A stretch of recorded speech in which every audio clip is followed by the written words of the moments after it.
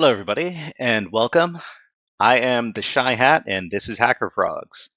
All right, so today we're going to be doing two topics as per usual on today's stream. The first topic is going to be learning how to use Burp Suite. Burp Suite is a very common web app testing tool that that professionals use all the time. So we're going to be spending the next 2 weeks studying how to use Burp Suite in a number of different ways. And then afterwards, what we're going to be doing is we're going to be going over Japanese hacking terms. So we're going to be doing Hack the Culture. Where are we? Hold on.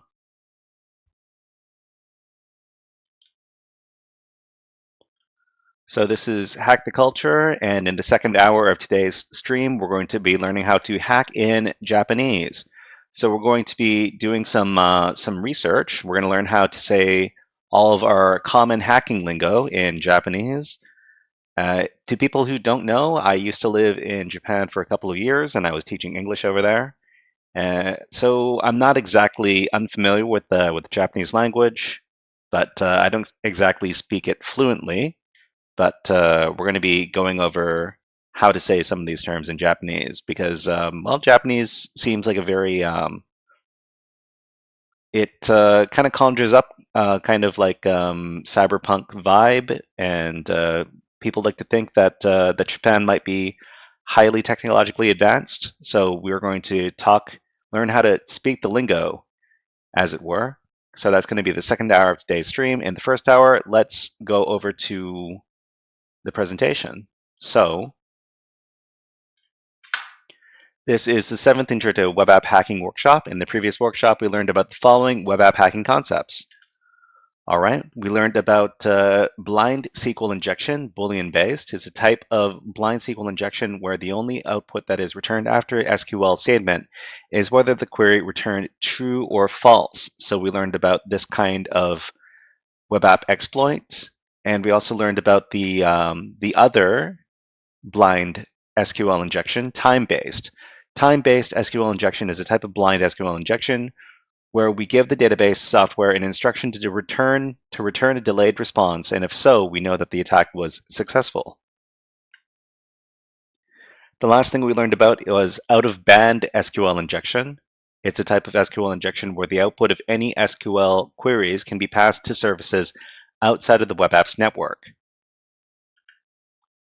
And we also learned about remediation. There are a few different ways to remediate against SQL injection.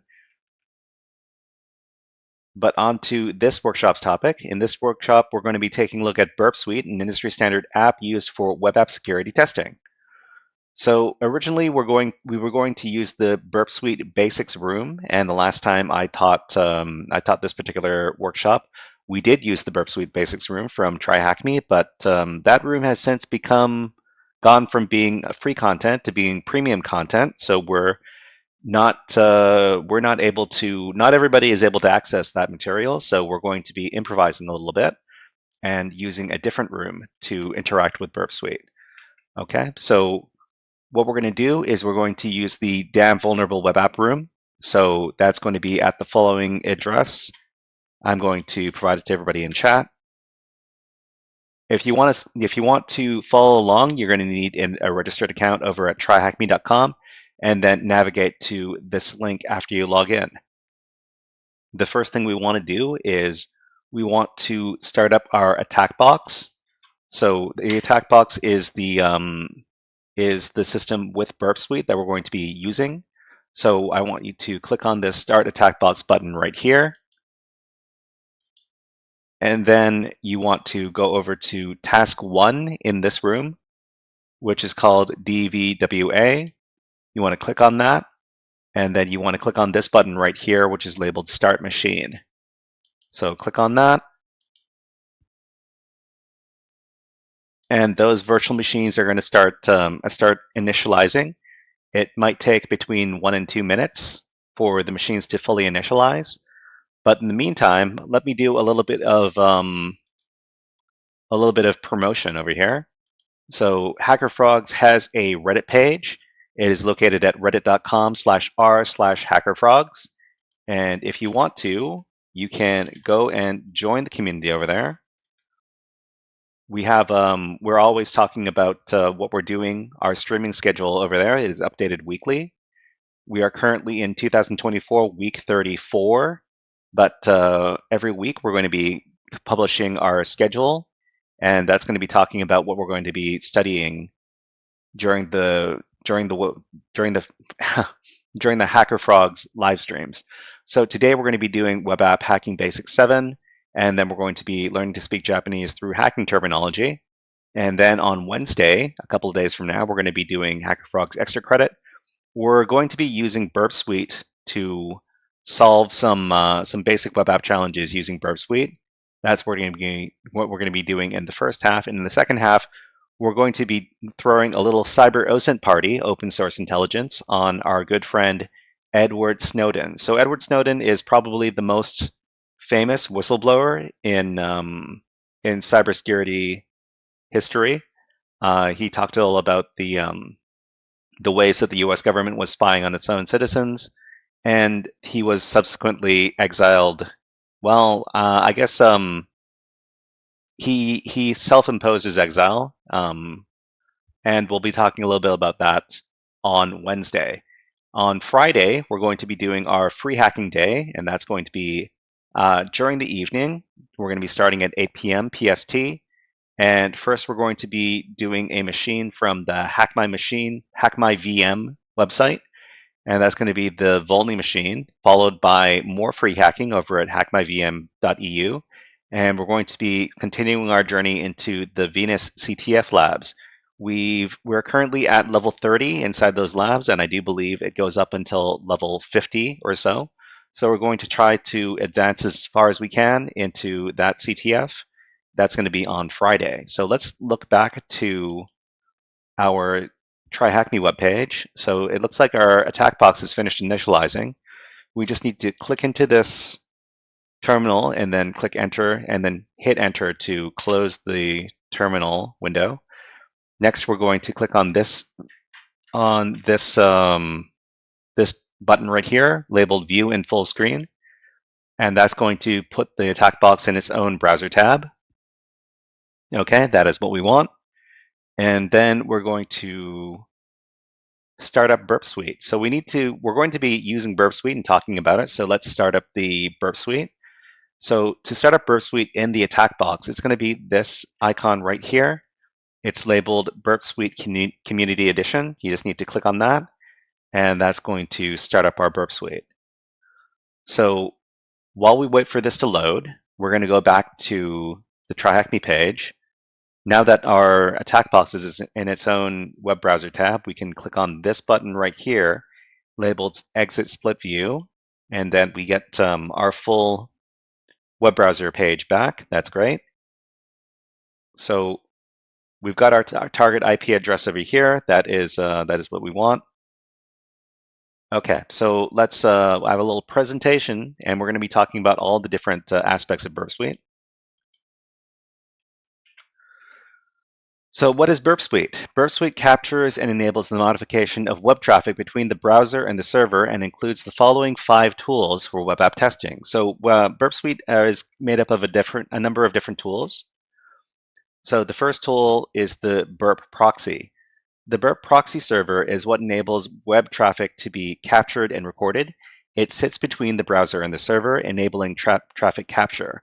So this is the main component of Burp Suite, the proxy. It's what enables the traffic to be recorded between the browser and Burp Suite, the program. Next, there's the Burp Spider. So the Burp Spider is a web app indexing robot which maps out different endpoints inside of a target web app. So using the Burp Spider, you're able to determine the directories inside of a web app. There are tools that are similar to the Burp Spider and the same role, and they include tools like DIRB, GoBuster, and FerrixBuster. So these are all directory busting tools.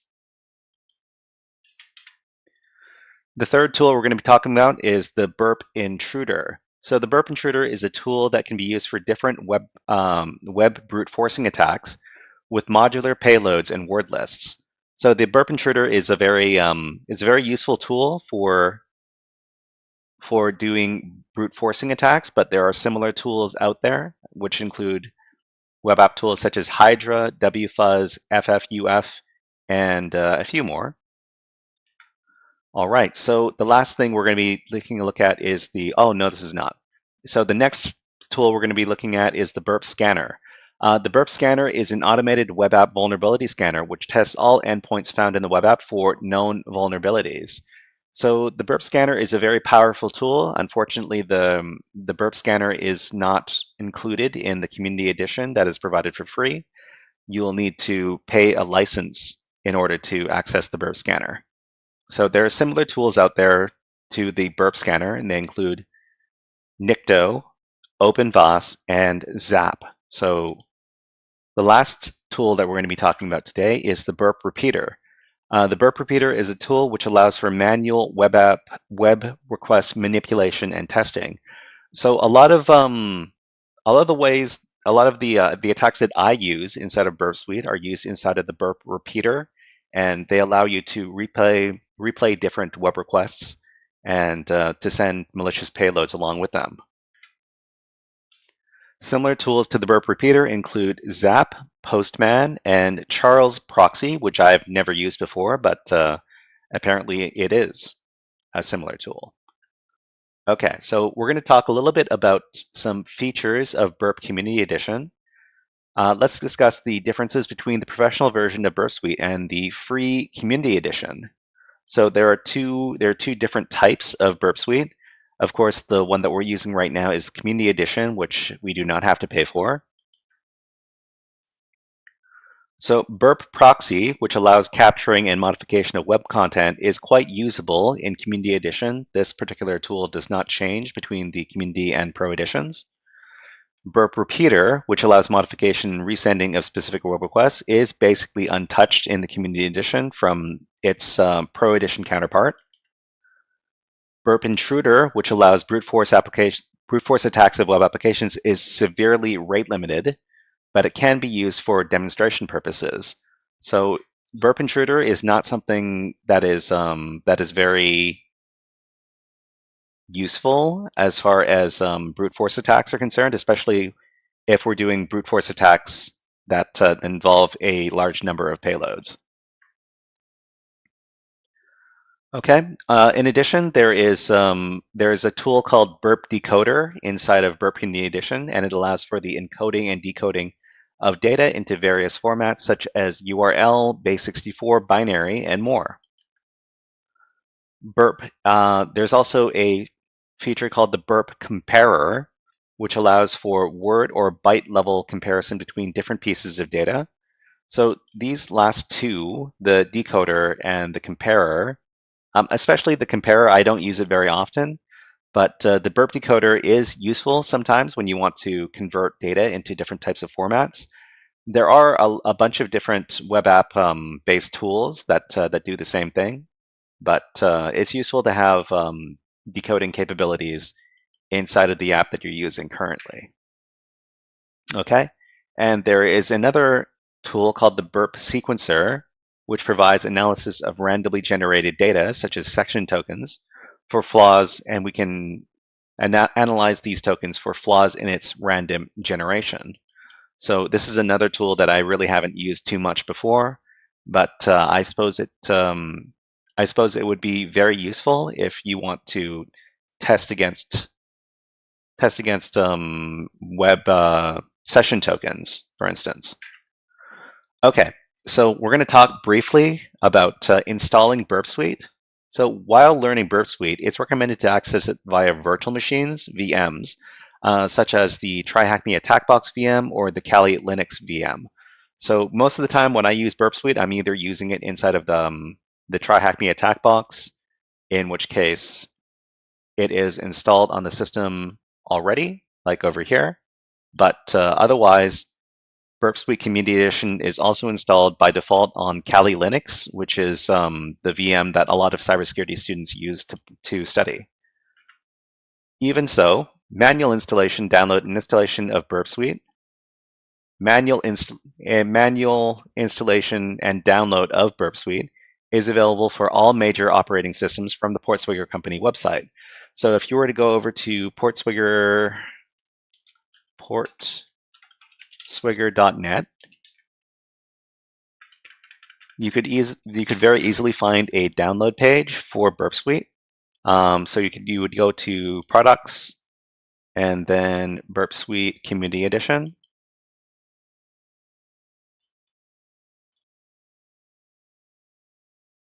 And then from this web page, you would need to supply, oh, you can go straight to downloads, okay? So from this page, and I'll supply this page in the chat for people who want to take a look, you can download Burp Suite in a number of different operating systems, such as Windows or Mac OS or Linux. Okay, right, so back to it. So the first thing we're going to be taking a look at is the dashboard inside of Burp Suite. And the dashboard can be subdivided into 4 different sections.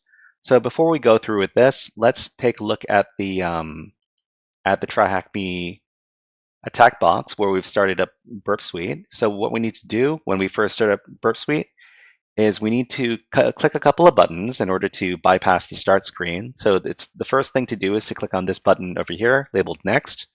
They're very easy buttons to identify. They're orange, and the last button we have to click on is this purple button right here labeled Start Burp.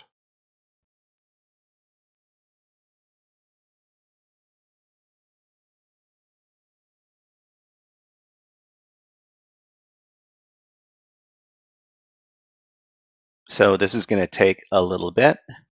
Okay, so Burp Suite has started over here. If you go over to the dashboard, it looks like this doesn't look exactly like the dashboard we saw in the photo over here. So I'm going to take a look and see if I can bring up this exact screen over here. Just a second.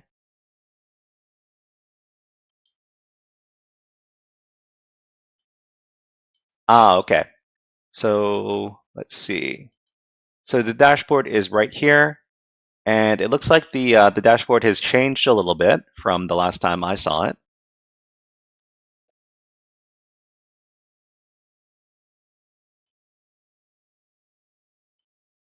Okay, but we don't have to worry too much about this.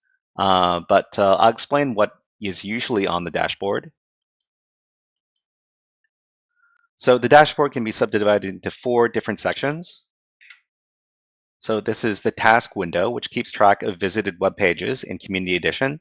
But in Pro Edition, it records scans and other tasks.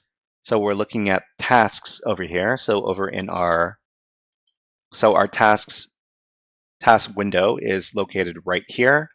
And this is what, so most of the time I don't really use the task pane over here, but it keeps track of visited web pages in Community Edition. Okay, the next thing is the next part of the dashboard is the event log window, and that shows actions taken by the program for later analysis. Okay, so the event log window is over.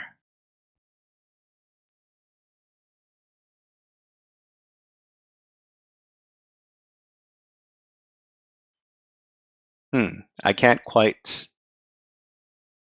find it on this new window, but nonetheless, I don't really use that. I don't use the event log window too much in Community Edition. Oh, it's over here. Okay.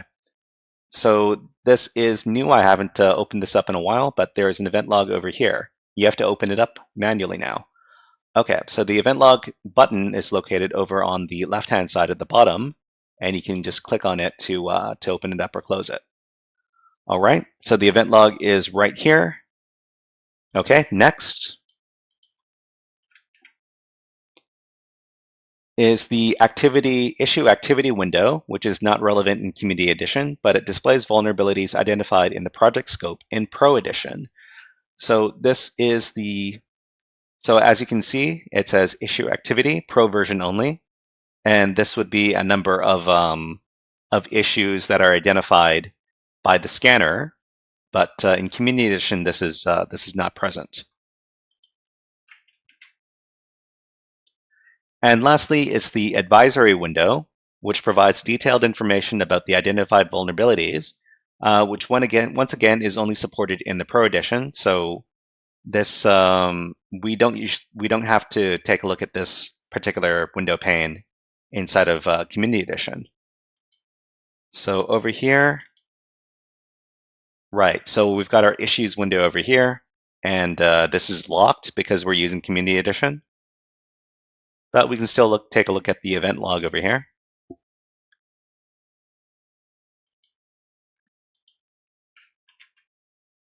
So next, we're going to talk about how to navigate inside of Burp Suite. Navigating inside of Burp Suite mostly comes down to selecting the desired tab on the navigation bar, and there are a few major tabs on the navigation bar, which is located on the top of the UI over here. So we can see here there's dashboard, target, proxy, intruder, repeater, collaborator, sequencer, decoder, comparer, logger, organizer, extensions, and learn. So most of the time we're going to be shifting between the dashboard, the proxy, and the repeater, but there are some other tabs to navigate to as well.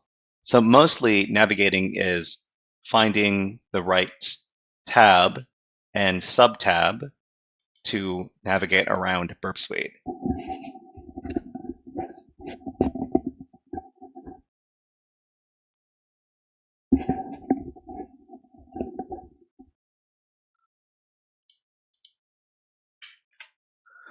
So within a specific tab, you can navigate to sub-tabs below the main tab bar. So for example, if you click into the proxy tab, then there's the intercept tab, the HTTP history tab, and the WebSockets history tab.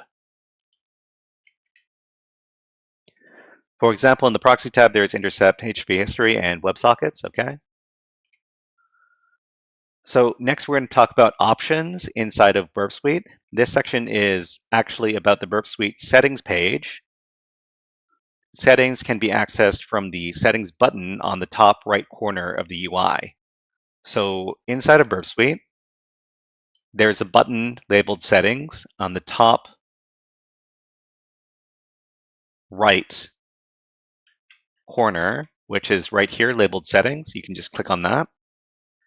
And then your Burp Suite settings are all going to appear over here.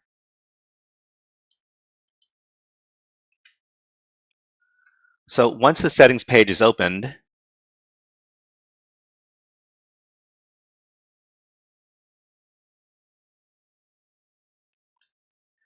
you can access user global settings or project settings from their respective tabs on the top left of the UI.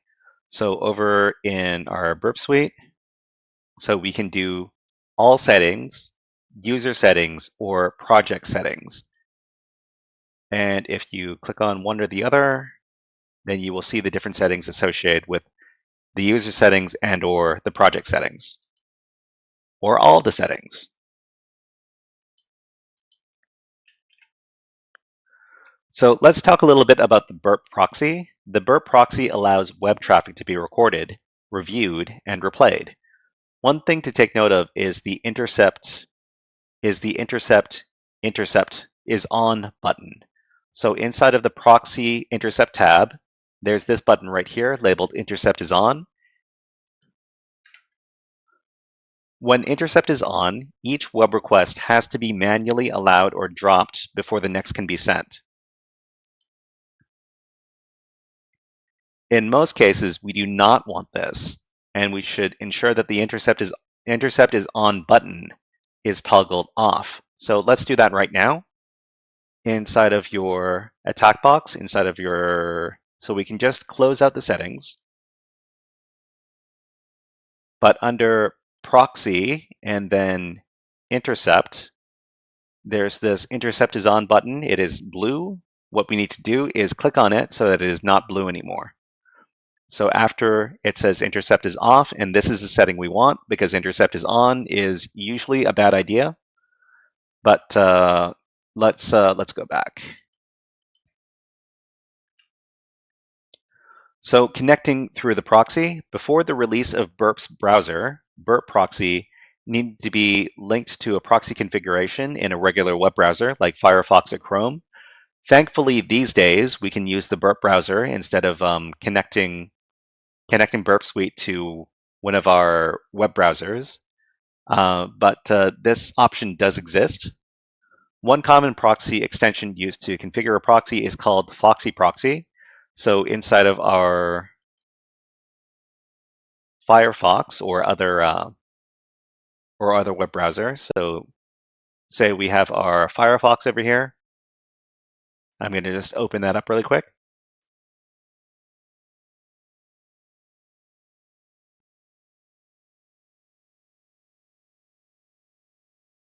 Okay, so the interesting thing about the web browser that is attached to the attack box from TryHackMe is that Foxy Proxy has already been installed. So, but if you click on this button right here, so you can either disable it or set it to Burp Suite over here. And so I'm just going to leave it alone. But if you wanted to install Foxy Proxy on your web browser, and you would go over to and search, maybe you would search for Foxy Proxy. You know what? I'm going to do that on my own web browser and not the one inside of the attack box.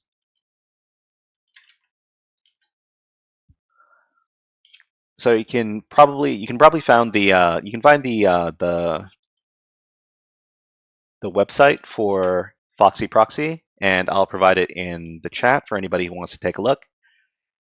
I basically don't use Foxy Proxy with Burp Suite because I just use the Burp browser instead because it's much more convenient. So let's continue with our presentation. So the next thing we're going to take a look at is the sitemap and issue definitions tabs over here. So the Burp target tab allows us to define which IP addresses and or URLs are considered in scope for web traffic proxy and capture. So this is something we want to pay attention to because if we don't specify specific URLs or IP addresses, then it could be that that Burp Suite keeps track of a lot of different traffic coming in and out of our web browser, which is not necessarily what we want it to do. So what we're going to do, using the Burp Suite browser to proxy web traffic is the more convenient option using regular web browser proxies.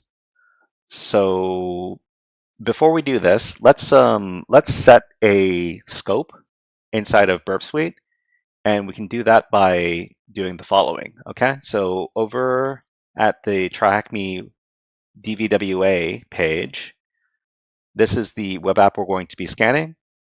So we can copy the target IP address by clicking on it like this. And then over at the attack box inside of Burp Suite, we're going to go to the target tab. So the target tab is beside the proxy tab. And we're going to click on scope. So target and then scope. And then we're going to add. So target scope over here, we can click on add. And then we're going to insert our IP address and then click OK. So it says here, proxy history logging, you have added an item to the target scope. Do you want Burp proxy to stop sending out of scope items to the history or other Burp tools? Answering yes will avoid accumulation project data of out of scope items. So usually we want to answer yes to this. So we will only receive traffic from this particular IP address over here. All right, that's what we want because that is the IP address of the web app that we are scanning.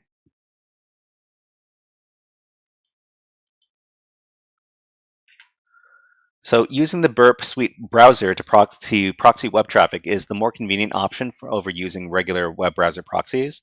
And we can do so by clicking on the Proxy tab, then the Intercept tab, and then the Open Browser tab. You may access under the Proxy tab, then the Intercept subtab, then the Open Browser button. But if we're using the Try Hack Me attack box, you have to go to the Settings, Burps Browser, Browser Running, Allow Burps Browser to run without a sandbox. So in particular for the attack box from Try Hack Me, we have to check this box right here before we can use the Burps browser. So let's go through that. So inside of our Burp Suite, we have to click on Settings, which is right here, or we can also do Burp and then Settings. And then under Burps Browser, right over here, click on that. And then there's a section called Browser Running. So under Browser Running, we have to click on this box right here, which is labeled Allow Burps Browser to Run Without a Sandbox. So we can check on that. And then after that, we're done with the settings page. So we can just click on X to get out. And then we can open up Burps Browser by clicking on the Proxy tab. And then we click on this tab right here.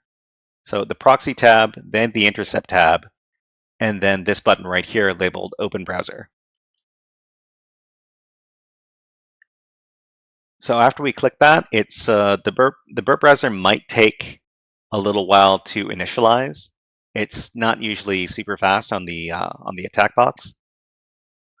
So we can wait for this, but in the meantime, oh, it didn't take too much time at all. Look at that.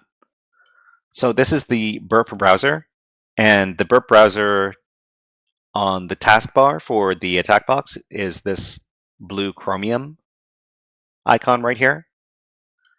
And whatever traffic we navigate to inside of this browser is going to be recorded by the Burp proxy. Okay, so let's go over to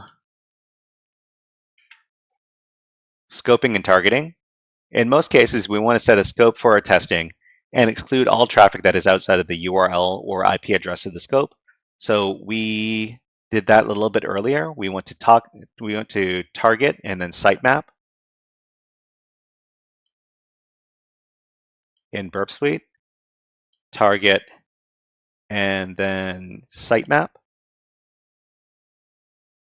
Sorry, it's a target and then scope. And then inside of scope, we added to the scope. All right, so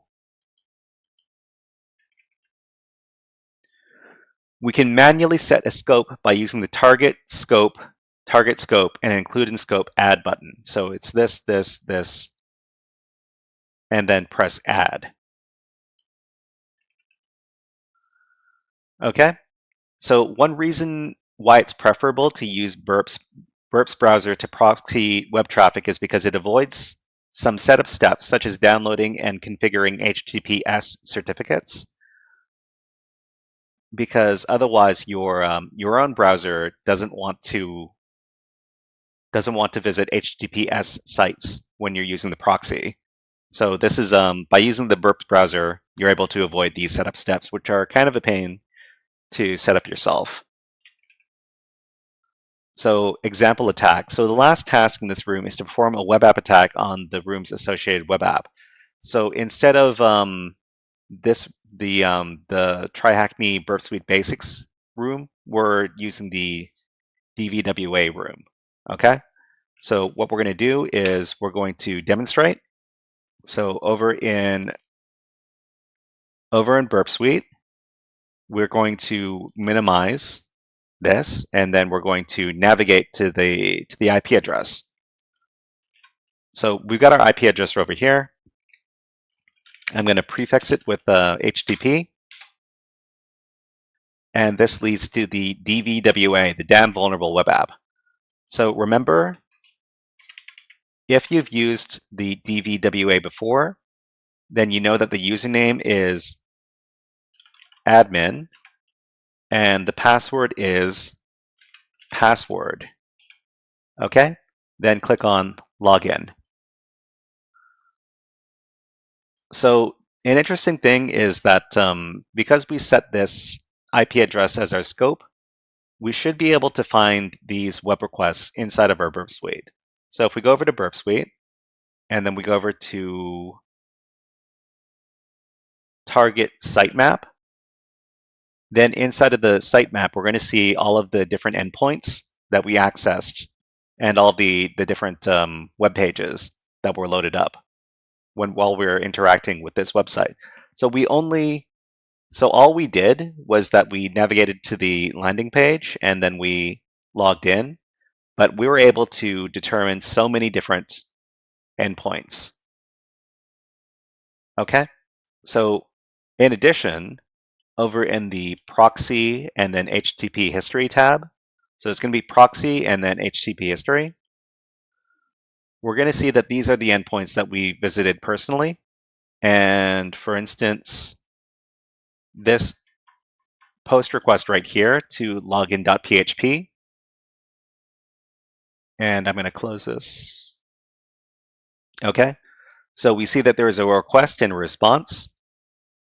And so this might be a little bit hard to see. That we can see that we made a post request to login.php, and then we have all of the different HTTP parameters over here that we sent along with the request. And interestingly, the post request that we sent to the server to log in is included over here. So we've got our username admin and our password. So you can this is why Burp Suite Proxy is such a powerful tool, because you're able to see all this information, and then you can also see the response, and potentially you could also use the repeater to resend these different requests. Okay, so let's do that. Let's do that. Okay, so we've got our login.php page. We can right-click on the request window over here, and we can select Send to Repeater. And then we see that the Repeater tab lights up. We can click on the Repeater tab, and then we see that that this request right over here has been sent to the repeater. So what we can do is we can resend this request over and over again. So we can just click on this button, Send, and this is a redirect. So I wonder, I think the last one, the original request, was also the response is also a redirect. Let's go back to the proxy. So yeah, this response over here was also a redirect. Okay.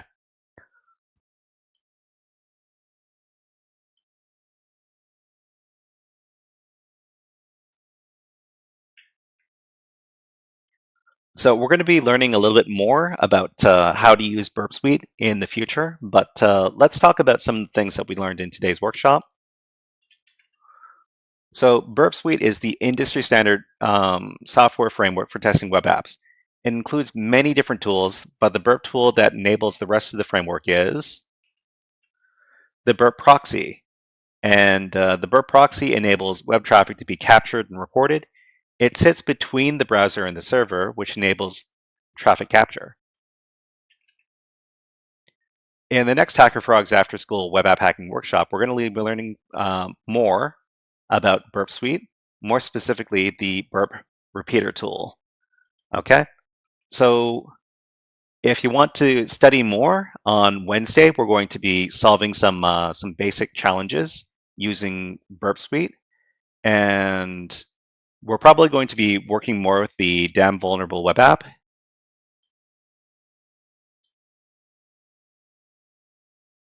If you take a look at the browser over here, the Damn Vulnerable Web App has a bunch of different exploits we can test against. So hard to grab. Let me grab it.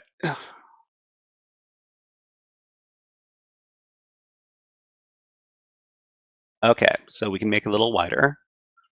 So for instance, if I were to go to this command injection page, then we can, this is the command injection vulnerability page. I think we went through this on one of the extra credit, during one of the extra credit sessions. But we can do command injection through this interface right here. It says ping a device. We can enter an IP address. For instance, I can send 127.0.0.1. So this is home for whatever server is running. You can submit that. And then it sends us the ping data over here.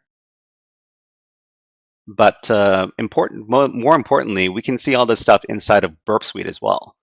So because we're using Burp's browser, we can click on Burp Suite, and we see that we, inside of the proxy HTTP history tab, we see that we first got this. We made this request to the almost command injection page, and then we made a post request to the page, which included the IP address as well as our user token over here. So if we wanted to, we could probably use the repeater to do the command injection testing. We would just need to right-click and then send this request to the repeater, and then go over to the repeater. And from here, we could probably insert our own payloads to do command injection. For instance, we could send semicolon and then who am I, and then the what is this called? The hash symbol. Okay, we could send this as the payload, and then we're going to. Can we render this? No, we can't. Okay. Oh no, it's not going to work because security is impossible. Okay, this isn't going to work because we forgot to set the to configure the security settings. Okay, let me do that really quick. So over in the Burp browser, whoops. So this is the Burp browser. Inside of the sidebar, we can go over to DVWA security. This is something we need to do every time we work with the DVWA. The security level is initially set to impossible, which is kind of a pain, but we can click on the drop-down menu and set it to low instead, and then click on submit. Okay, and then we can go back to our Burp Suite, and I think we can set this sets the security cookie over here from impossible to low, and resend this.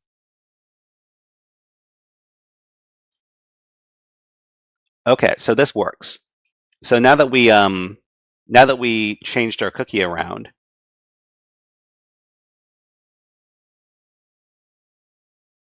we can also click on this button right here inside the response, which is going to set it to render view, which is going to approximate what it would look like inside of a web browser.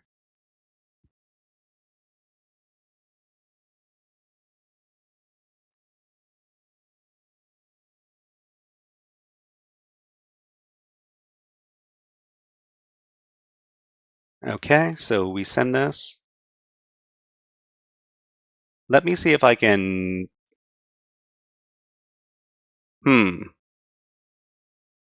Not exactly what I expected.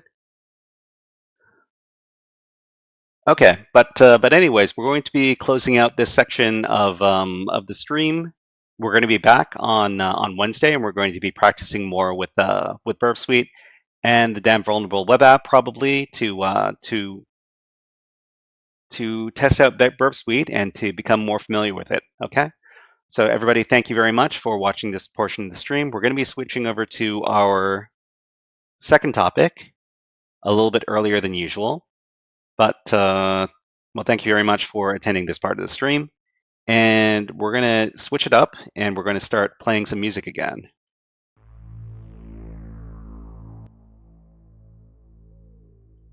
Okay, great.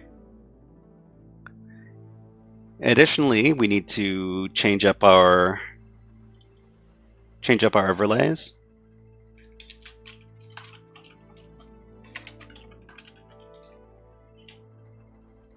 So we're hacking in Japanese now.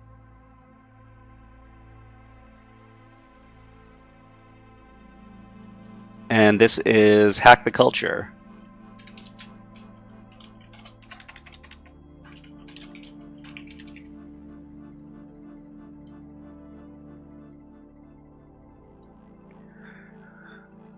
Okay, so we're going to be looking up how to speak Japanese as far as hacking is concerned. So let's take a look at some of the terms we're going to try to learn in this edition of Hack the Culture. Okay, so we've got a bunch of different hacking related terms that we want to look up. So the first one of these is our software vulnerability. So I guess what we should do is we should go over to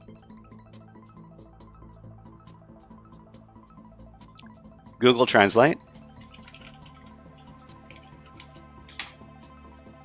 So in addition to Google Translate, we could also try asking ChatGPT.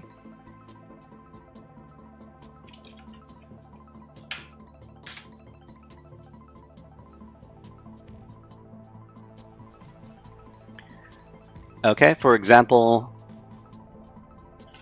let's ask the question. Let's learn hacking and cybersecurity terms in Japanese. What are some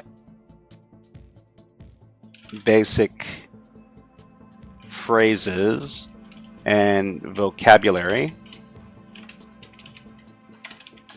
we should know?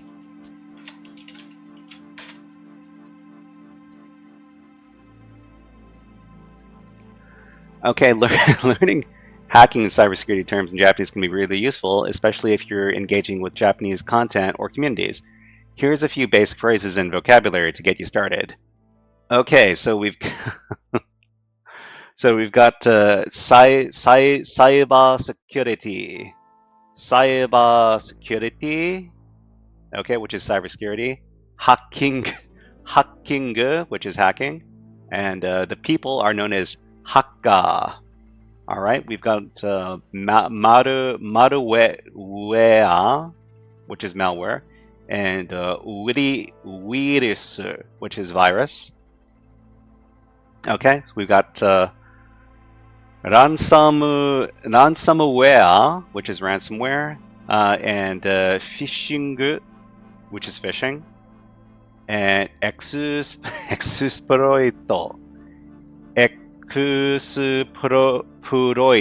which is exploit, and strangely, vulnerability is not sound at all like English. It is what is this? Zeijaku sei, vulnerability, password, and we've got encryption, which is angolka. Okay, so let's celebrate our switch over to talking about Japanese hacking terms. Mehmet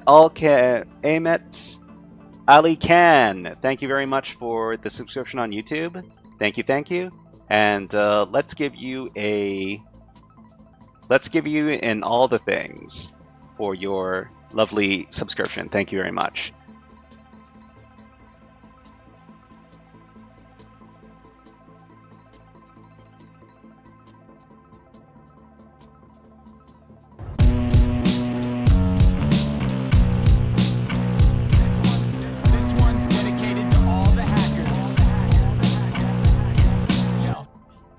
thank you very much. Okay, so let's make this nice and big so you can follow along. So encryption over here is known as Angolka encryption. So let's so some of these are some of the target vocabulary that we're looking for over here. So let's copy these over to the GitHub over here. So encryption, cryptography. So that was encryption, right? Hold on. That was encryption. So encryption is Angolka. Let's record this. But what is decryption then? Let's look it up really quickly in Google Translate. So we're looking for the terms in Japanese from English, and we're looking for decryption. Fukugolka. So this is so we can listen to the pronunciation. Actually, that's not going to work. You know what? So just so everybody can hear some of these translations, I'm going to set up an additional sound source for the stream. Hold on. So I'm just going to grab this.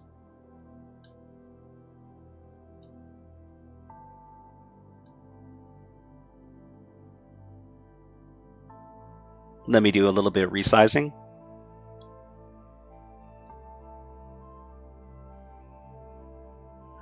Okay, and we're going to go over to our Google Translate.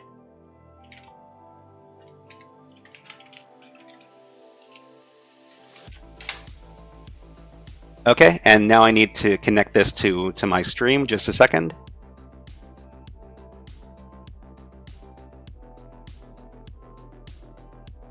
So let's see.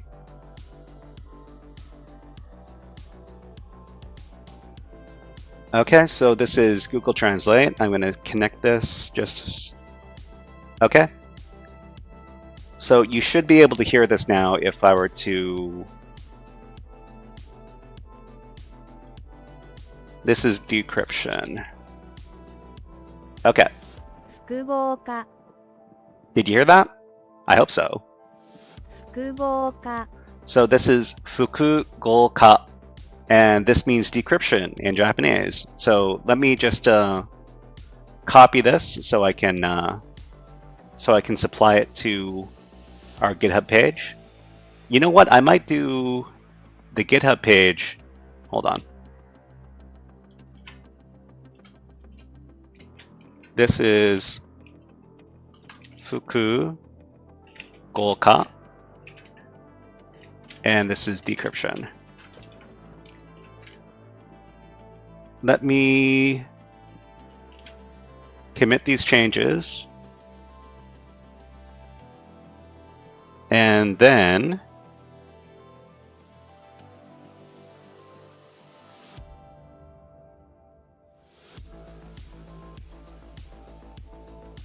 I'll open up the GitHub over here.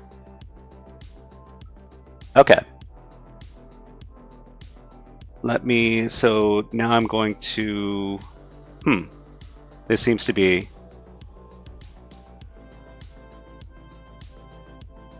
it's not letting me commit the changes. Hold on.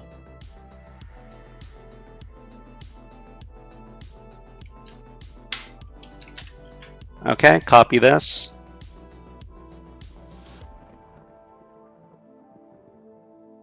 Man, this looks kind of messy.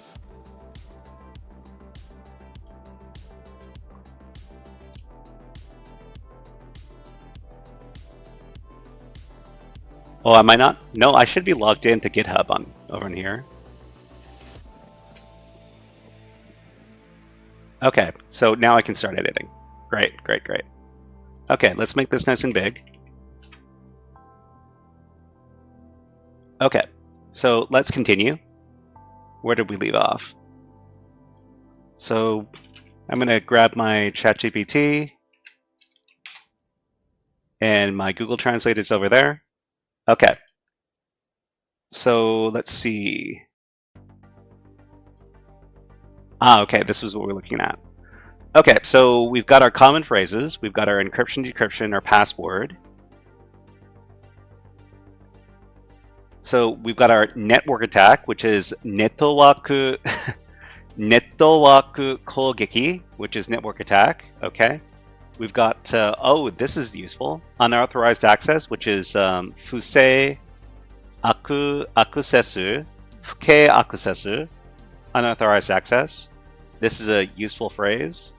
I'm just going to copy it and put it in our GitHub.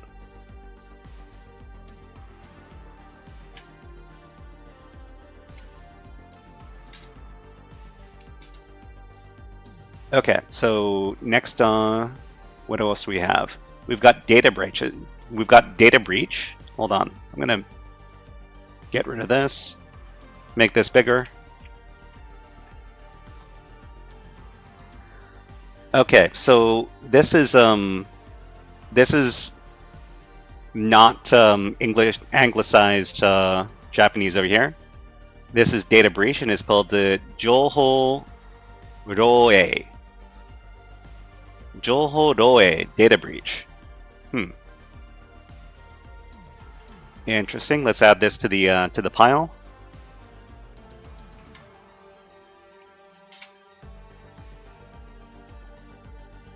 And we've got our security measures. Security taisaku. Security measures. Oh, two-factor authentication. Interesting. Nidankai ninshou.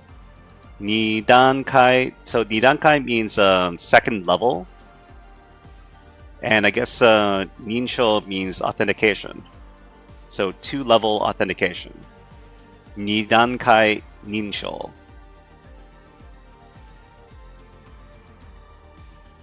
Okay, that seems like a useful phrase to know.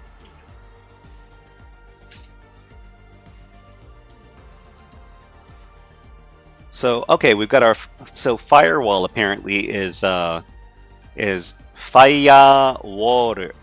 Firewall. So to set up a firewall is firewallを設定する. 設定 means to set up something, to configure. So 設定する and then firewall.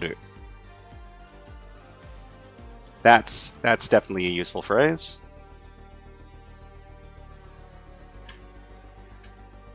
So if anybody wants to know any particular phrase in Japanese, I'm happy to look it up using Google Translate or ChatGPT or anything else.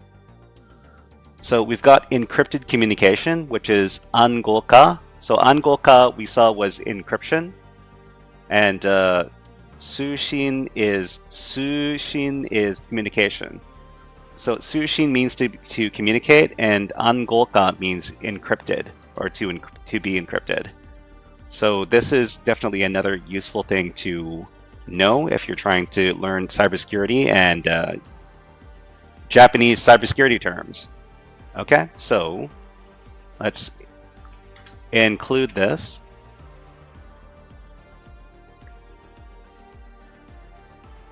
And let's see. So this over here is to detect a virus.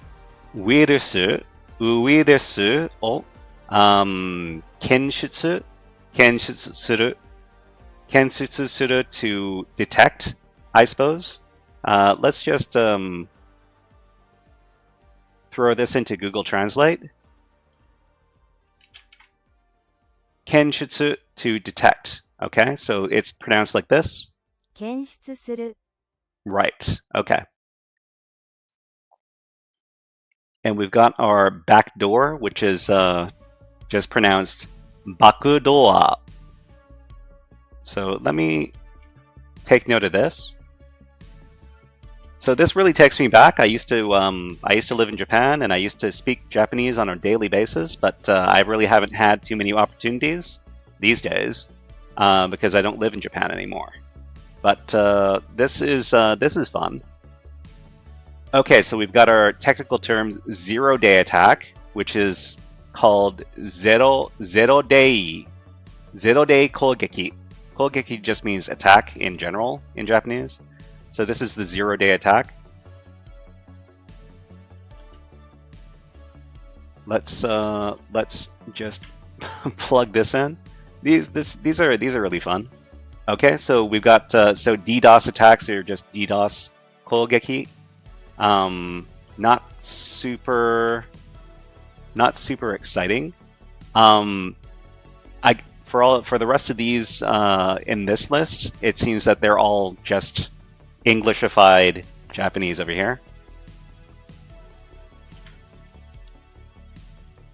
So we've got a remote access, which is called remote access, and then penetration test is penetration test. And we've got our white hat and black hat hackers, which are called white hat and black hat. And our deep web is called deep web, and our dark web is dark web. So, I guess these are pretty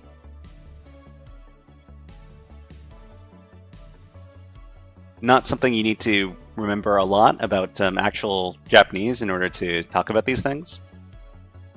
But this is actually to be expected because a lot of computer terms in Japanese are actually just they don't necessarily use extremely Japanese vocabulary. It's just these are loan words, which they just adopt and use inside of their own vocabulary. Okay, so some tools and commands. We've got our terminal, which is called the terminal, and the commands are all called commando. Scripts are called scripto, and we've got and the exploit kit is called exploit kit, and packet capture is packet capture. And social engineering is just called social engineering. So if you don't believe me, let's just throw this into Google Translate and see how it pronounces it. Social engineering. So that is social engineering. Okay, so let's I'm interested in a few of these to add to the list. So the theme here is that you're going to see a lot of English because a lot of these cybersecurity terms, a lot of these computer terms in general, were just directly adopted into the Japanese language. But there are a few which I was a bit that do sound like quote unquote native Japanese, like data breach over here, which is Joho Roe. And let's just throw this into the Google Translate for a pronunciation. Joho. So that's a data breach. It in Google Translate they translate this as information leakage. Okay, so these were some common terms, but there's some other specific terms that I was looking to get translated. Hold on. So, for example, I guess rootkit is just going to be rootkit, threat actor, advanced persistent threat, cybercriminal gang, social engineering, phishing emails. If there's any of these terms that you do not understand and you want me to explain, then please let us know in the chat, and I'll try to explain to you what these terms mean. So in order to make this a little bit faster, I'm just going to try copying all of these and paste them into Google Translate and seeing if we can get a faster translation by just supplying a list.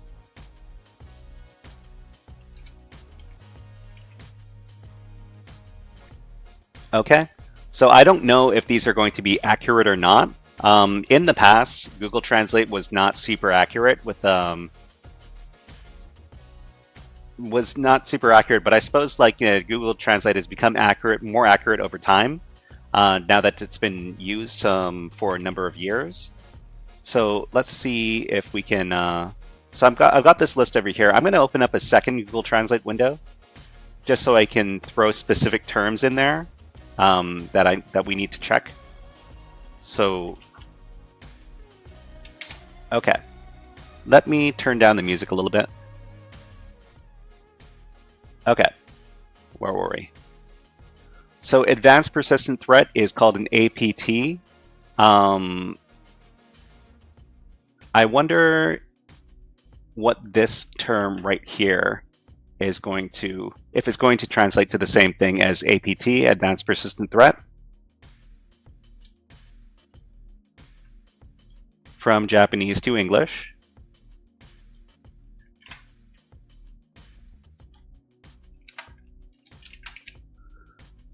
So advanced persistent threats in this case is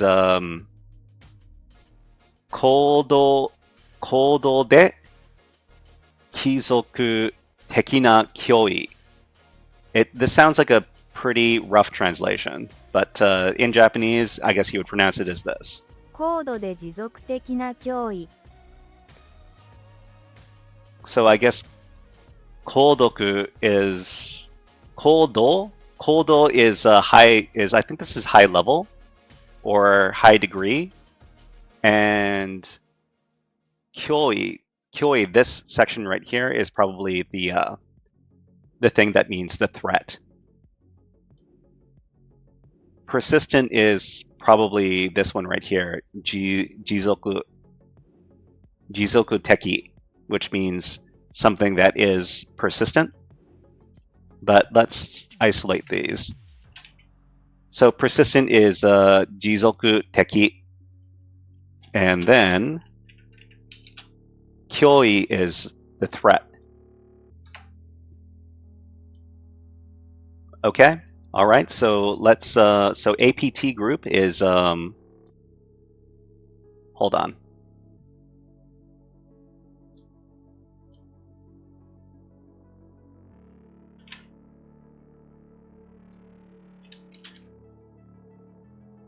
So let me just copy this over.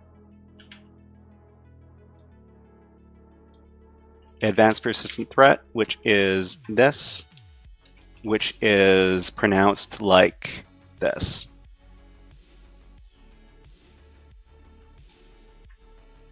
Can I not copy this? It doesn't want to let me highlight and copy this. Interesting. Anyways, let's move on. Okay, then we've got our cyber criminal gangs. Cyber criminal gangs is cyber hanzaisha. Hanzaisha, what is this? Okay, let me grab this. Cyber hanzaisha shudan. Shudan is a group, and hanzaisha are criminals. So these are cyber criminal group. All right. So these are cyber criminal gangs we're talking about.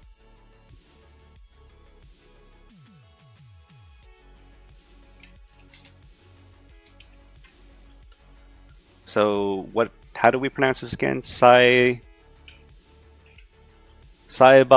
hanzaisha. Hanzaisha shudan. Social engineering, we found out was just... So what are we interested in? How do we spoof an IP address? So this is something we can ask.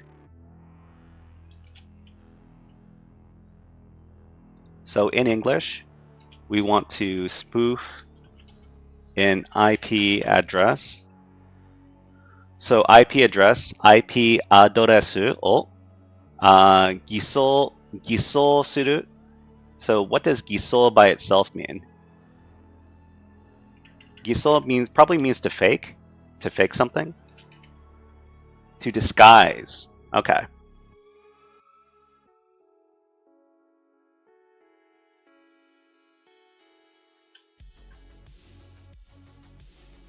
Spoof your IP address. Let me grab this.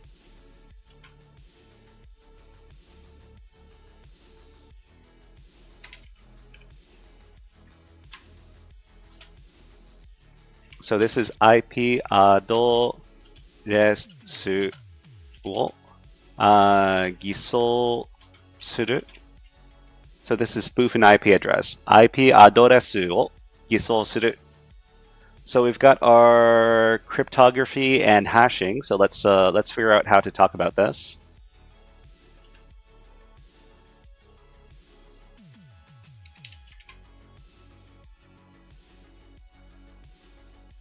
Angolka to hashu. Hashu de. So hashu means hashing.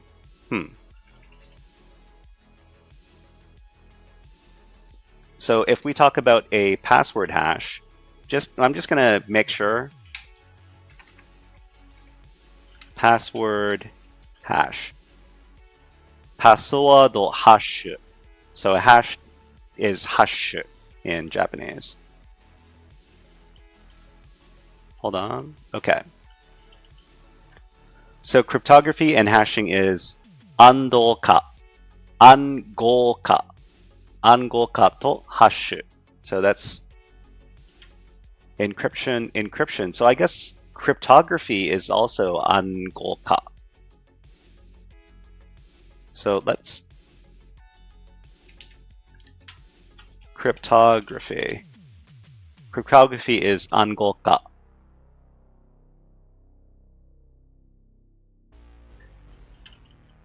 So let's grab that translation. And let's record this. So cryptography and hashing is Angolka to hash.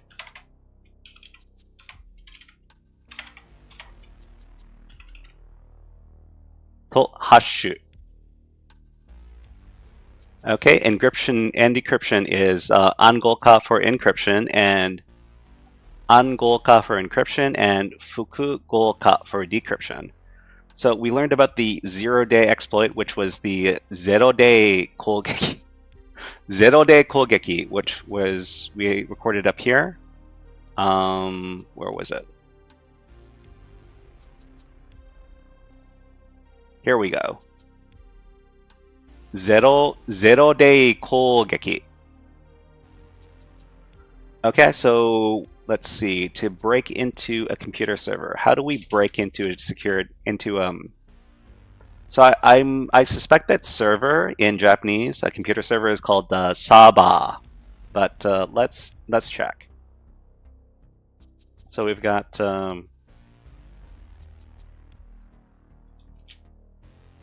break into a computer server. コンピューターサーバーを入院する。侵入する。So 侵入 is to intrude. To intrude, and 侵入する to intrude. Computer server is, just like in English, is a computer server. So I guess we can just use this one right here. To break into a server is 侵入する。コンピューターに侵入する。So let's record this. Soサーバーに侵入する。サーバーに侵入する is to break into a server. One thing I'm interested in is reverse engineering, which is reverse engineering software. Well, in the context of cybersecurity, usually is reverse engineering software. So let's see if we can find a translation.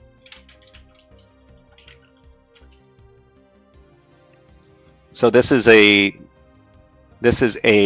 adoption. So reverse engineering. Okay. So let's just grab this, and reverse engineering is reverse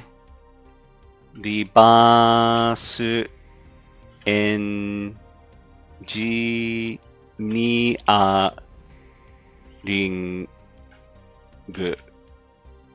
リバースエンジニアリング. Okay? All right, so next we've got binary exploitation. I don't know if they have a special word for exploitation or not in this case. Binary exploitation.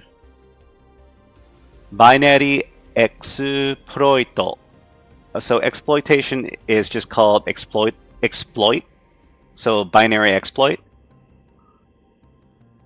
So let's record that. Binary exploit.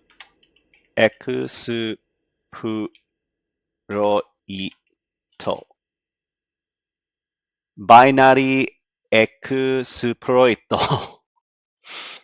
Okay, so let's talk about installing antivirus software. To install this antivirus software, let's take a look. Install antivirus software. So this is ウイルス対策.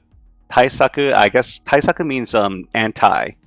So antivirus software is software をインストールする. It doesn't sound supernatural, but sure, let's use that.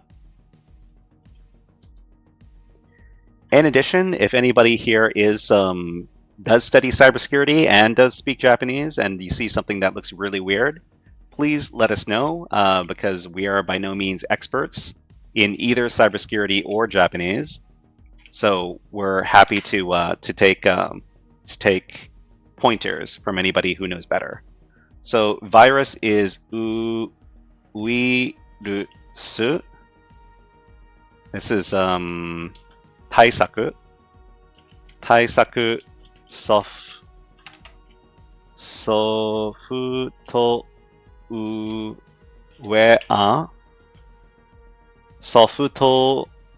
ェアをインストールする. Okay, so password brute forcing. So password brute forcing attack. Let's see what there might be something.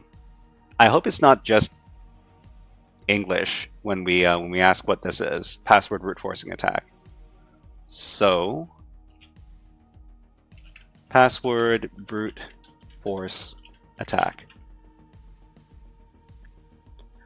Okay, so we've got something not entirely English, so that makes me happy. Password, what is this?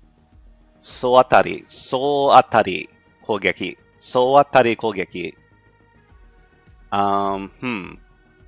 Let's see what this part by itself means. 総当たり攻撃 means brute force attack. But okay, let me play around with this a little bit.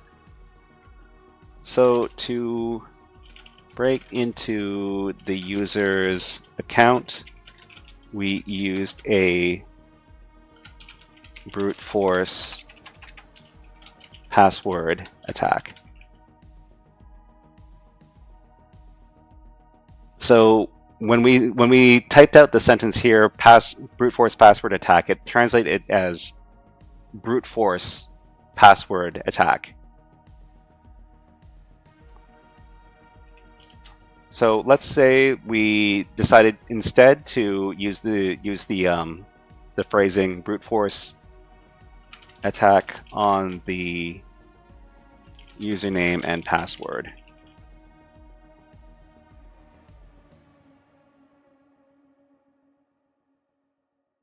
So here it also says brute force attack. Okay, so I think this is probably the preferred This is probably the preferred terminology. So password brute forcing is brute force holgeki, which is brute force attack. Brute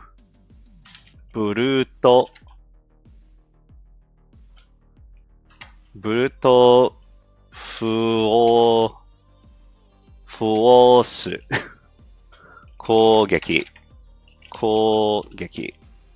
Okay? So, what do you call a script kiddie in Japanese? So I'm gonna guess that it's just called scripto kiddie, but I could be surprised. That guy isn't good at hacking. He's just a script kiddie. Okay, so it says script kiddie is translated as scripto kiddie. Okay. Let's grab that. So script kiddie is a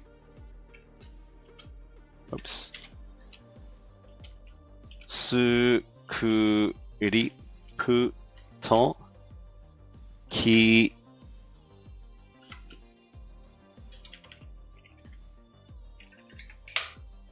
Scripto kiddie. Okay. Spoof and IP address.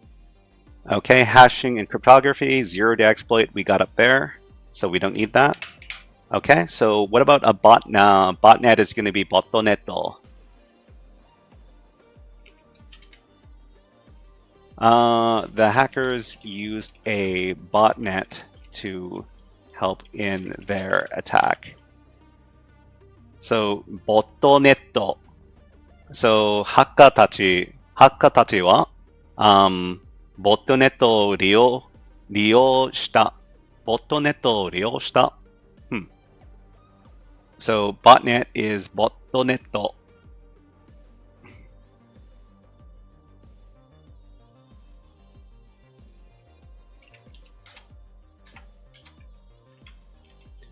ボットネット。botnet.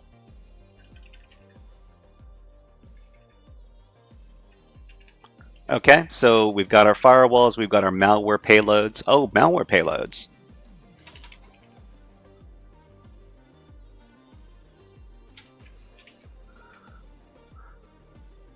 So what are we talking about? The hackers used a special malware payload to compromise the network.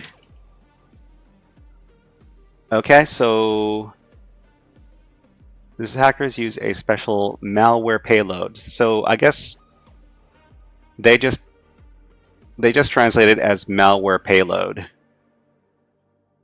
So I guess that's kind of specific. So I guess it's malware payload. Maru uea payload. Maru uea payload. Okay, so what about open source intelligence? There has to be a special word for open source intelligence, right?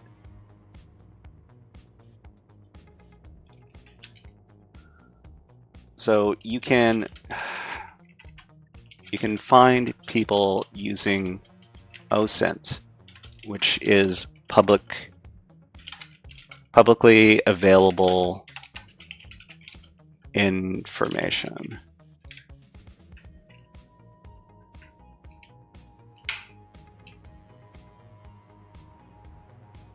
Okay, so you can find people using OSINT.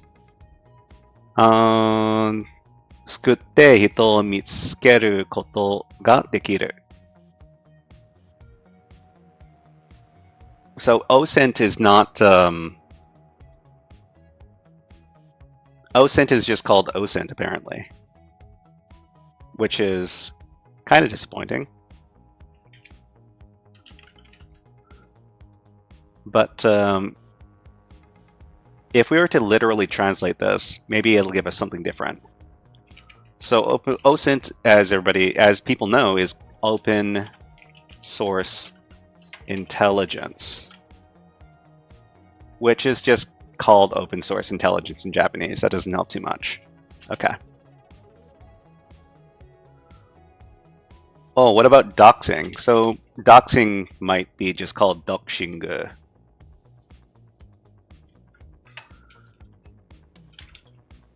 The victims had their address doxed to the public. Oh, okay, so doxing might not be... Okay, so let's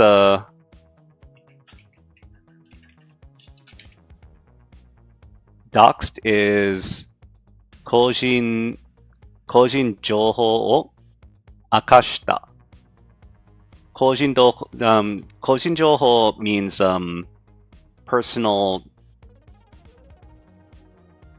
data, and I guess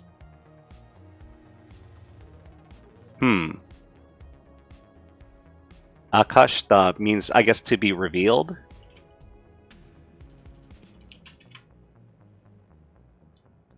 Revealed, okay. So the victims had their address doxed is higaisha. Higaisha is victim, and address is jusho, which is over here. Bakuro sareta. Bakuro sareta. I wonder what this means by itself. So does it mean to be leaked or something? Exposed. So doxing is bakuro sareta? Maybe.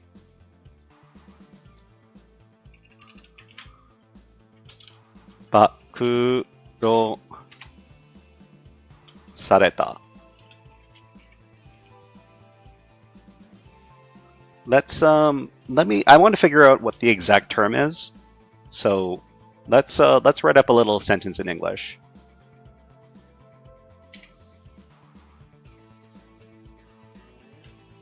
So there's a certain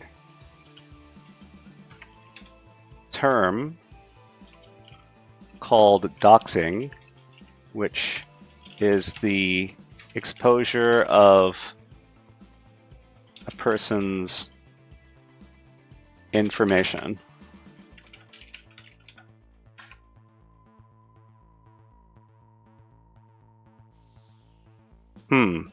In this case, doxing is just called doxing.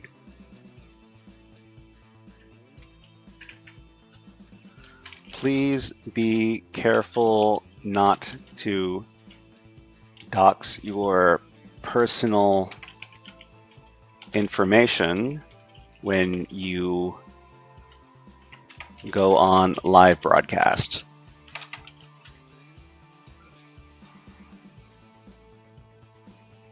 So namahoso in this case is live broadcast. No sai, I guess that's when you're doing live broadcast.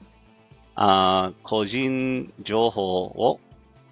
Kojin joho is personal information, and this is roe shinai. Roe shinai. Okay, so what does this mean? Man, this is I thought this would be easier to look up. Okay, so the Japanese is roe shinai, no leaks.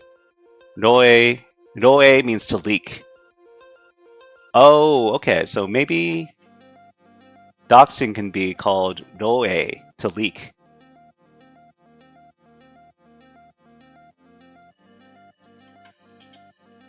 Roe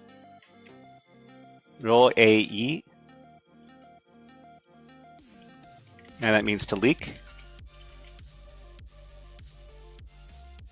Okay, so what about cloud computing? Is it just called cloud computing in Japanese? Cloud computing. It's called cloud computing. Okay.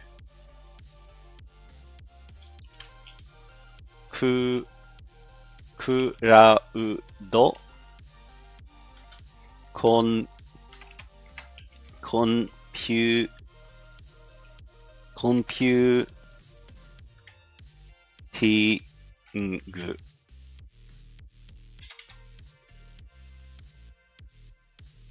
Okay, so we've got a bunch of different terms. Phishing. So black hat hackers are black and phishing emails phishing email. Phishing mail. Mail is email in Japanese. So we've got social engineering is also just a transliteration of the English word. So this is social engineering. Did I record that? Yeah, right. I did. Okay. Unauthorized access. This is a fun one right here. So this is fusei. Fusei is not proper, improper access. Fusei akusesu, unauthorized access. Software vulnerability. Let's look this up real quick. Software vulnerability in Japanese is seijakusei. Seijakusei. Let me look up this by itself.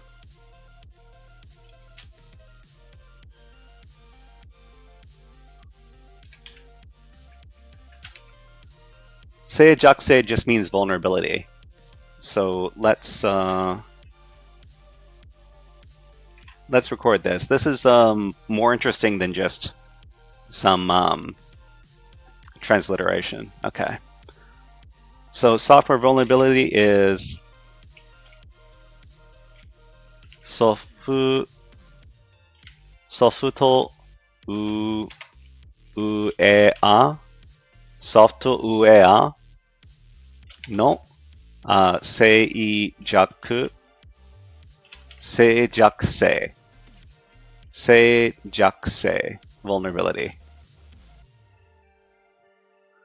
Okay, we've got our exploit kit, our dark, our white hat, white hat, and our black hat, black hat.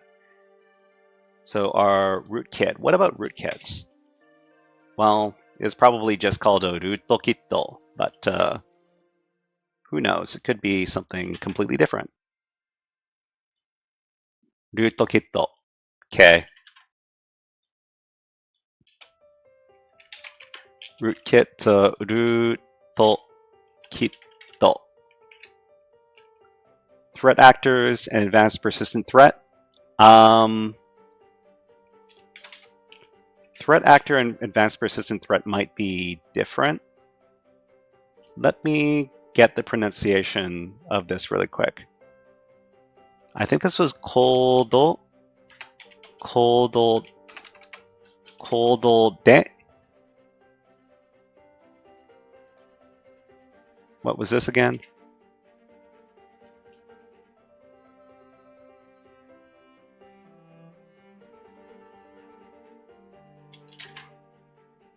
Persistent threat is jizoku teki na kyoi. Kyoi is threat.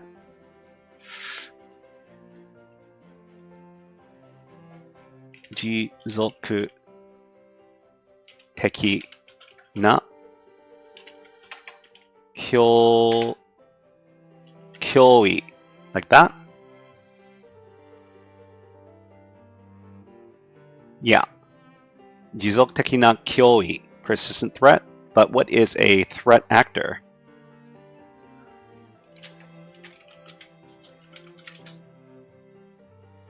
Kyoi Aksta. No. No. I'm that doesn't sound great. Okay. Let's see. Cyber criminal gang is a pretty cool translation right here. Cyber Hanzaisha Shudan. Cyber Hanzaisha Shudan is your cyber criminal gangs. Social engineering, we got that. And I think we also got phishing email, ethical hacking. What about ethical hacking?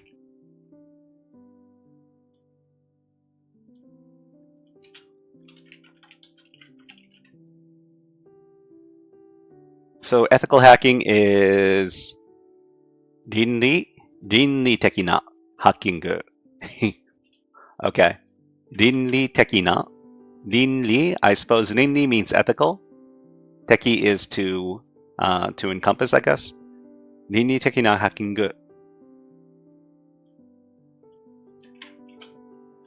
倫理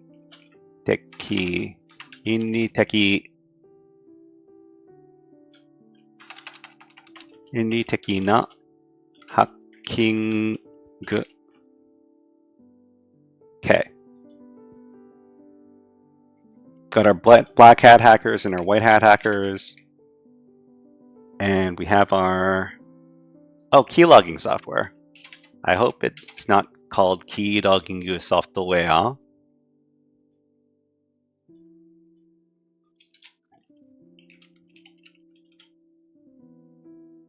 So in this case, keylogger is just called keylogger.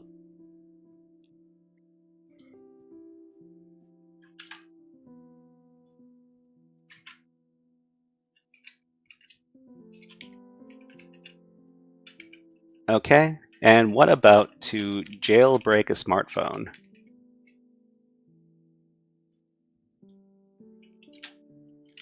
Jailbreak a smartphone. Datsugoku suru? Jailbreak? I guess jailbreak, the literal meaning of jailbreak, to break out of a jail, is this one right here. Datsugoku. And datsu means to escape, and I guess this character right here, goku, means prison. So, okay. So one of these days I'm probably going to encounter somebody who actually speaks Japanese, and I'm going to start using these phrases, and they're going to tilt their head and look at me funny and say, "Where did you learn that?" So smart phone wo datsugoku suru.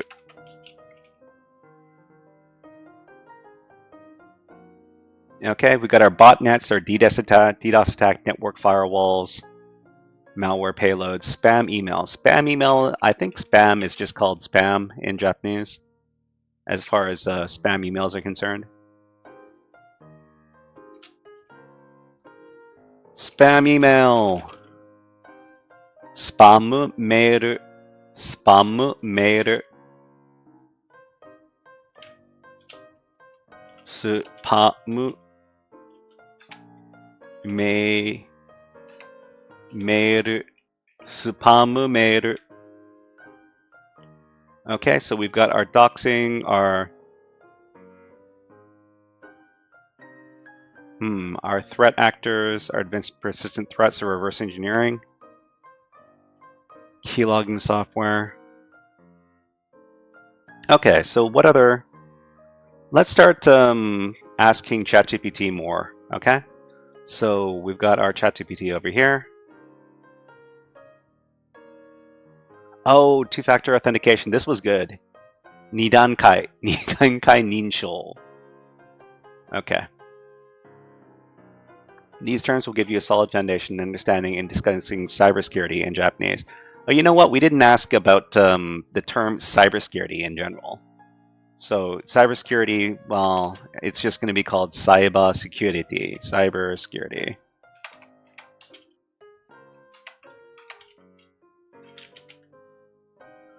Cybersecurity is just called this. Cybersecurity.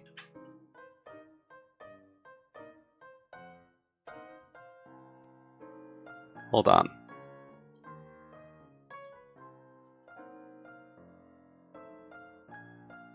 Let me just insert this. Cyber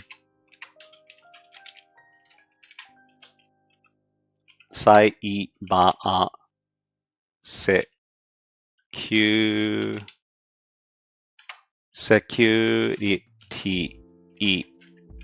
Okay. Let me just grab my ChatGPT in here.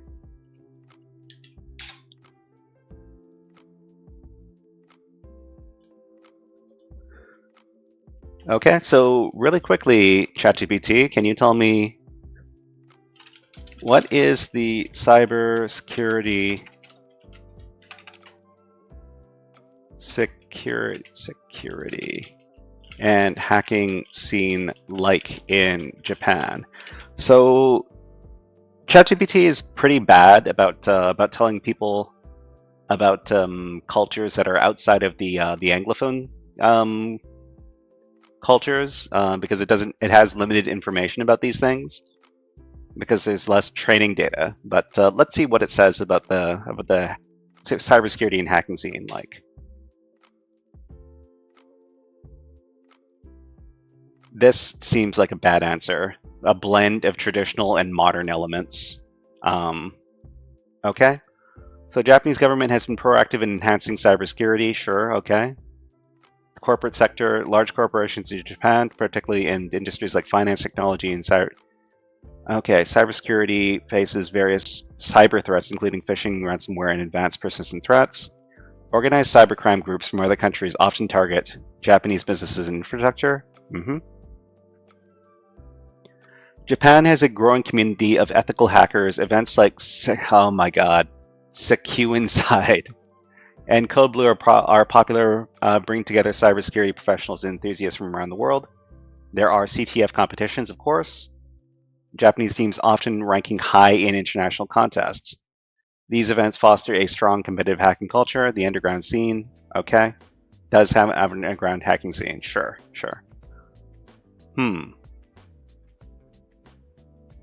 So I don't know how much I can trust this information over here. But you know what? Maybe we could try asking other AIs. So we could go to was it Google? Gemini at google.com. Okay, and if we were to ask what is the hacking scene like in Japan?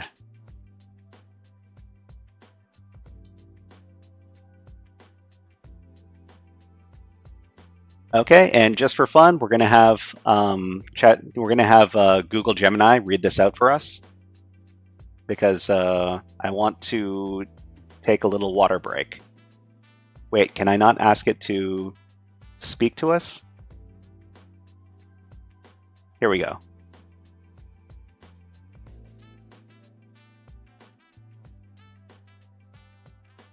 The hacking scene in Japan, a balanced approach. Japan's hacking scene is characterized by a unique blend of technological prowess, ethical considerations, and a strong emphasis on societal responsibility. While there have been instances of cybercrime, the country has generally maintained a balanced approach to cybersecurity. Key characteristics. 1. Technological advancements. Japan is a technological powerhouse, and this extends to the cybersecurity realm. Japanese hackers are often highly skilled and knowledgeable about the latest trends and techniques. 2. Ethical considerations. Japanese culture places a strong emphasis on ethics and social responsibility.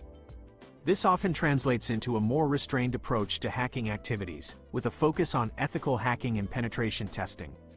3. Government regulations. Japan has implemented strict cybersecurity regulations to protect its critical infrastructure and personal data. These regulations have helped to deter malicious hacking activities and promote responsible cyber practices. 4. Education and awareness. The Japanese government and private sector have invested in cybersecurity education and awareness programs to equip citizens with the knowledge and skills to protect themselves online. Notable trends. Focus on IoT security. As the Internet of Things, IoT, continues to grow, Japan has been actively addressing the security challenges associated with these connected devices. Increasing government investment. The Japanese government has been investing in cybersecurity infrastructure and capabilities to strengthen its defense against cyber threats. Rise of ethical hacking communities. Ethical hacking communities and competitions have gained popularity in Japan, fostering a culture of responsible cybersecurity practices. Overall, the hacking scene in Japan is a complex landscape influenced by cultural, technological, and regulatory factors. While there have been instances of cybercrime, the country's emphasis on ethics, education, and government regulations has helped to maintain a relatively secure online environment. Would you like to know more about a specific aspect of the Japanese hacking scene, such as notable cyber attacks or the role of ethical hackers? Okay, so let's ask a couple of follow-up questions here. In terms of cybercrime, what is the most common form of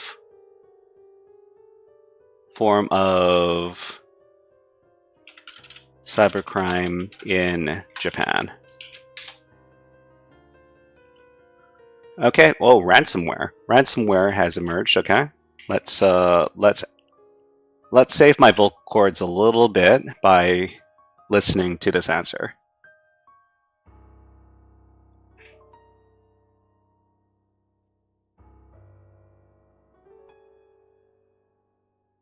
Ransomware has emerged as one of the most common forms of cybercrime in Japan. This trend is consistent with global patterns, where malicious actors exploit vulnerabilities in computer systems to encrypt data and demand a ransom for its decryption.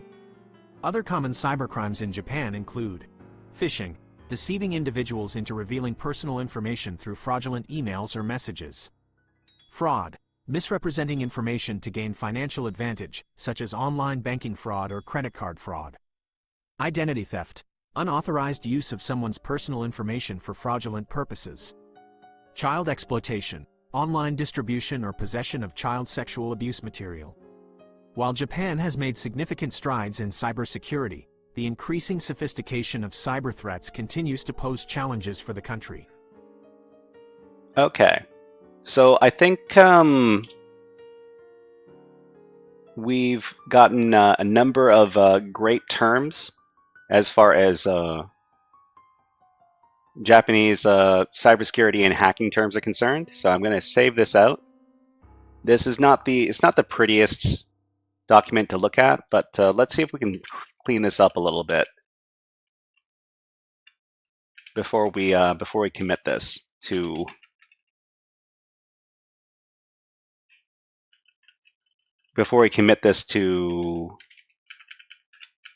GitHub.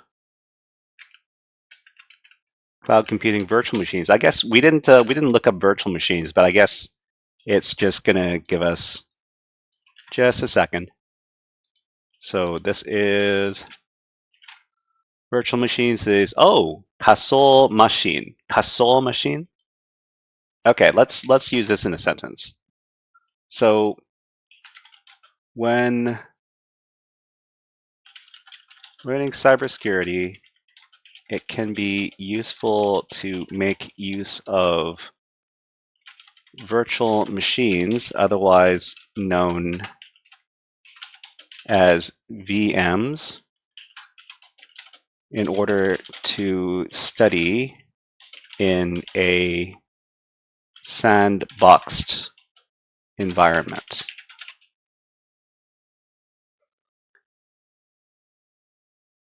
Okay, okay, so they do want to translate it as this right here. Kasol machine. Kasol machine. That sounds pretty cool. Okay, so let's do Japanese. This is virtual machine. Kasol machine. Okay, so that was unexpected. Let's copy that over to our.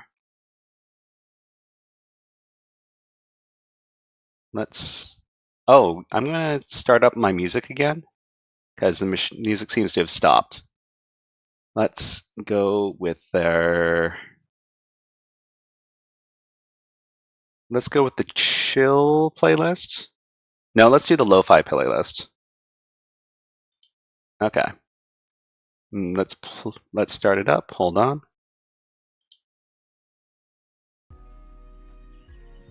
Ah, that sounds good. Okay.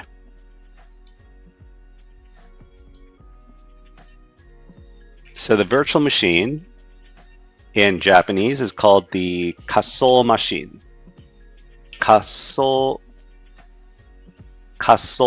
Let me double check that. Kasol machine.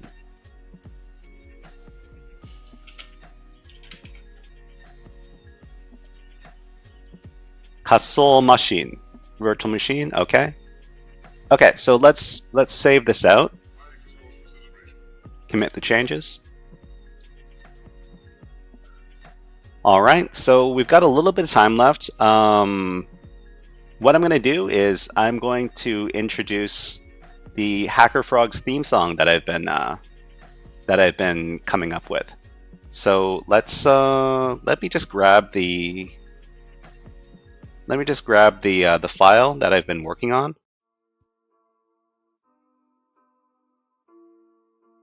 That's going to be in my HackerFrogs directory.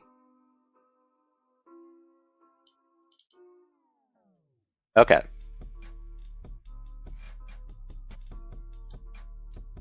So this is the HackerFrogs theme song. It's a rap that I've been working on. Let's make this nice and big. I think I can increase the size of the font. Oh, I can zoom in. How about we zoom in again? Control plus. So control plus. Okay. So this is the HackerFrogs theme song. It's a rap, and it's called HackerFrogs.intro. So the intro. let me try to rap to this, and then if you like, you can give me some pointers. So yo yo yo yo yo yo, come chill with the stream. We're HackerFrogs Live. Dive into the scene. With laptops in hand, we're living the dream. We're coding and hacking and memeing supreme. Start with Linux, we begin the quest line. We root out its secrets and grep its designs. Echo dreams through the pipe where commands intertwine. HackerFrogs CH own the command line. Okay, so this line... HackerFrogs CH own the command line. This isn't flowing as well as I thought it would.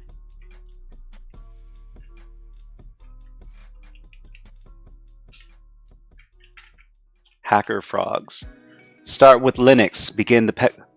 We start with Linux. We begin the quest line. We root out its secrets and grep its designs.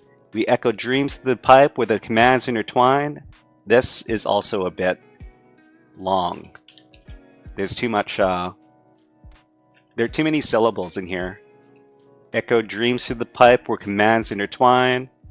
Echo dreams through the pipe where commands intertwine. Intertwine. Echo dreams. How about echo dreams in the pipe? Echo dreams in the pipe. Echo dreams. Echo what through? Echo dreams. Echo dreams in the pipe where commands intertwine. HackerFrogs. CH. HackerFrogs. Or maybe we gonna.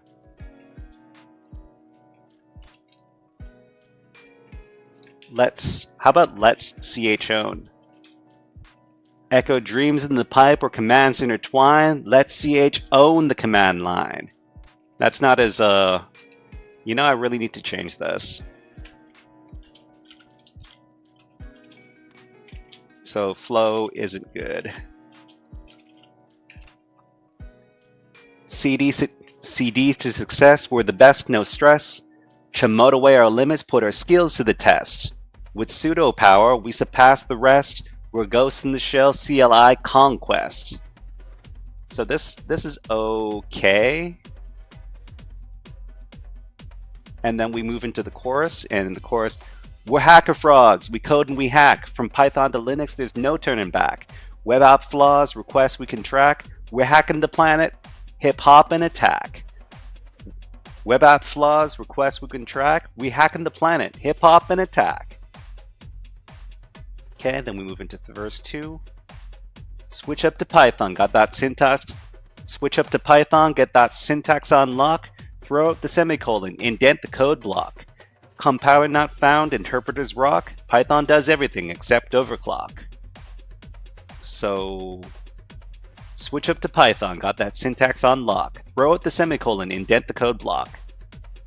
Switch up to Python, got that syntax on lock. Throw out the semicolon, indent the code block. We need to eliminate a syllable. Throw out the semicolon. Throw out the semicolon. Axe the semicolon. Switch up to Python, got that syntax on lock. Axe the semicolon, indent the code block. Compiler not found, interpreters rock. Python does everything except overclock. It's a beautiful mix of objects and class. Get those methods and functions. Got those. Got those. It's a beautiful mix of objects and class. Got those methods and functions to give your code sass. No garbage to manage or anything crass. We'd never say that Python's a snake in the grass. We're HackerFrogs. We code and we hack. From Python to Linux, there's no turning back. Web app flaws, requests we can track. Web app flaws, requests we can track. We hacking the planet, hip hop and attack. Web app flaws, we'll find them for you. SQL injections, code analysis too. Robots.txt can give us a clue. Robots.txt can give us a clue. Directory listing, we'll bust right on through. Robots.txt, give us a clue. Robots.txt, give us a clue. Web app flaws, we'll find them for you. SQL injections, code analysis too. SQL injections, code analysis too. Robots.txt, give us a clue. Directory listing, we'll bust right on through. Let me tell you about a little suite called Burp. It's a web app tool. It's a web app tool that all the pros bring to work. It drinks web traffic. Take a swig. Okay, so work and slurp. These I'm gonna have to change this up.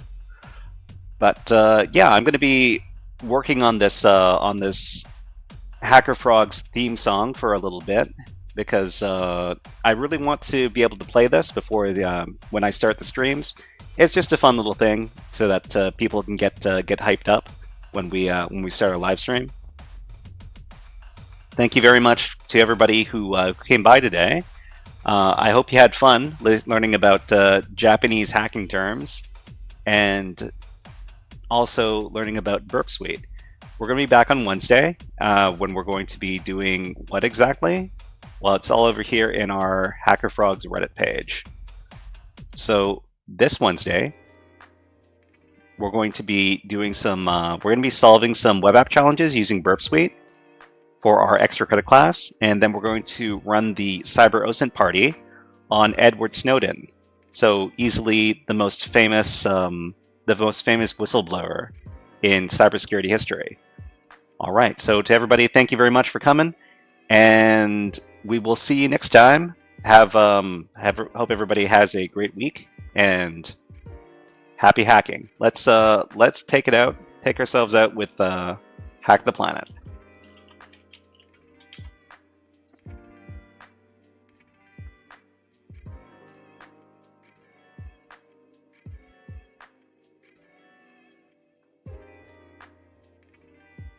Hack the planet! Hack the planet! Shut up and get